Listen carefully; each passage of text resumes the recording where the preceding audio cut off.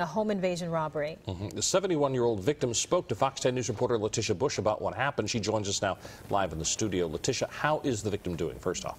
Well, Bob, Lenise, she is still understandably just shaken up.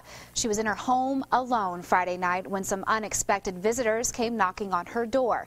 And now she just wants to feel safe again, and she wants her things back. I think, because it was just the most unbelievable thing I've ever been through. I just couldn't believe it was really happening. You're hearing the voice of a 71-year-old woman, terrified to show her identity. Her home in Chickasaw's Woodlore subdivision was broken into, and she was there for it all. Well, I was getting ready to go to bed. She heard a knock. She didn't answer it because of the time of night. And I wasn't really going to answer the door.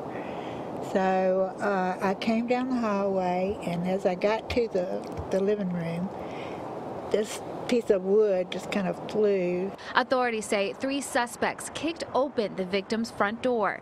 The 71-year-old woman was now facing her robbers. They forced her to get down. The short one grabbed my arm and put a gun to my head and said, "Don't make me shoot you." The victim was not shot, but police say the robbers made off with 2 things she desperately needs.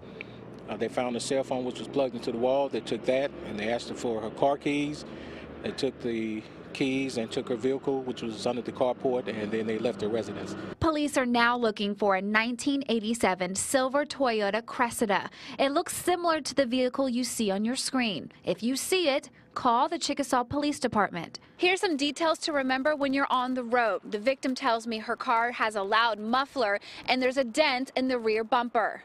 Meantime, the victim says her family and neighbors are checking on her as things get back to normal, and she hopes to get her car back soon.